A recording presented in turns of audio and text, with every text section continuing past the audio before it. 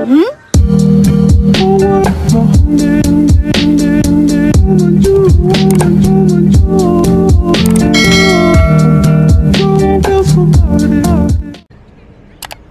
hello guys, nasa market kami today. And kakatapos lang ulit ng check-up. Today is January 31. I'm with the daddy. So wala pa din, hindi pa rin siya lalabas. Ay pa rin niya lalabas. So magka-update kami. At maglalakad-lakad muna dito. Kasi yun yung advice ng OP.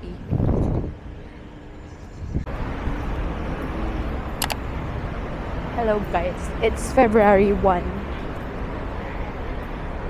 Advice ng OB maglakad-lakad. So, andito kami sa McKinley. Check ni Buntis.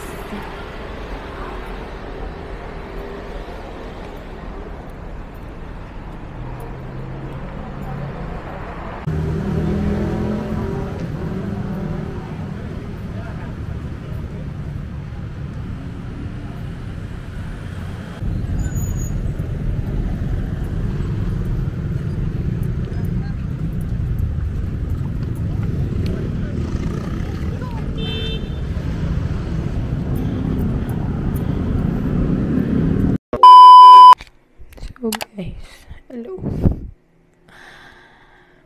Ano ngayon? Feb 7, 3 something ng madaling araw. Hindi ko alam, pero nagle-labor na ba ako kasi sunod-sunod na yung sakit niya. So, ligo na ako para makapag-prepare. This is a traumatic experience. Bye.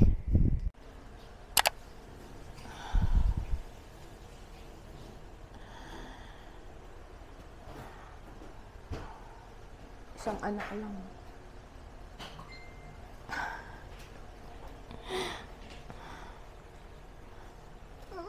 A few moments later.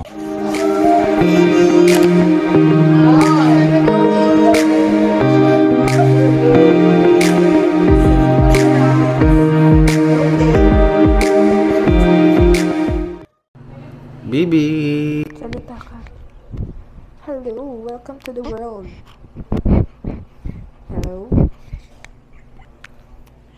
Baby out. Eksakto siya sa due date, guys. Masunurin talaga tong batang to.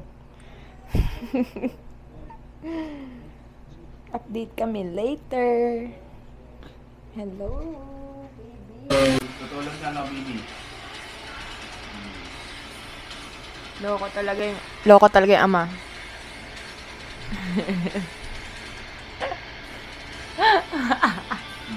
Yan ang gusto niya ng music. 7 p.m. na. Yun na yun. Like, what the fuck?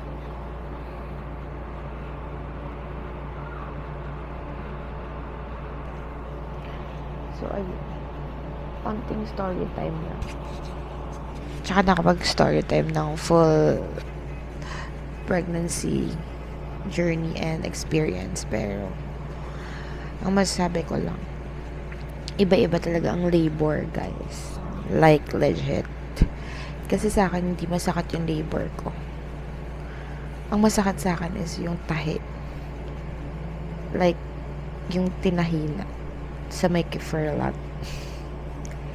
8 cm na ako, nagsa-cellphone pa ako, nakakausap ko pa family ko and all.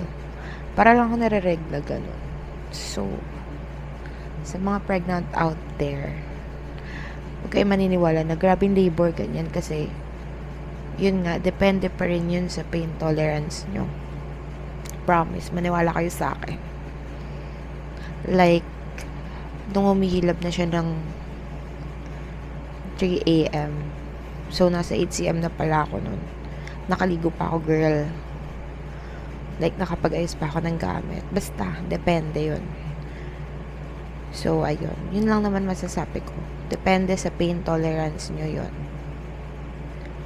Basta, next time na yung full detailed ng experience ko. As of now, I'm a mom. Welcome to the world, baby. Meet Amarillo Dean.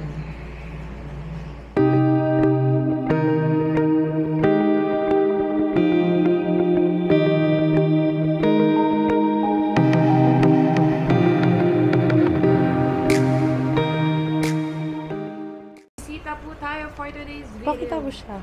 Ang Lola. Hi, Lola.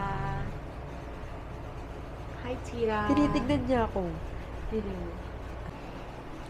Day 2. Day of discharge.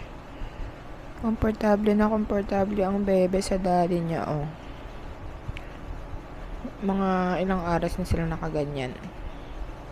Samantalang itong isa, Bugs.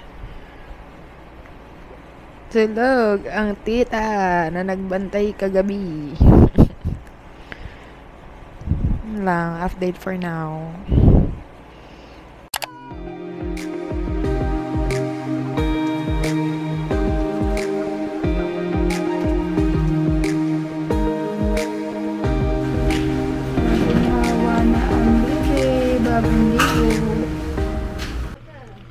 Update! Nasa Cavite na po ang baby. At ang lola po ay kitang-kita naman. Enjoy na enjoy. Sabi pa niya dati, hindi niya alagaan. Charing. Tapos na daw siya sa era na yan. Pero tinan nyo naman, kitang-kita naman sa camera. Gigil na gigil. So, ayan. Yan ang update for today. At ako'y magpapahinga muna. Hmm?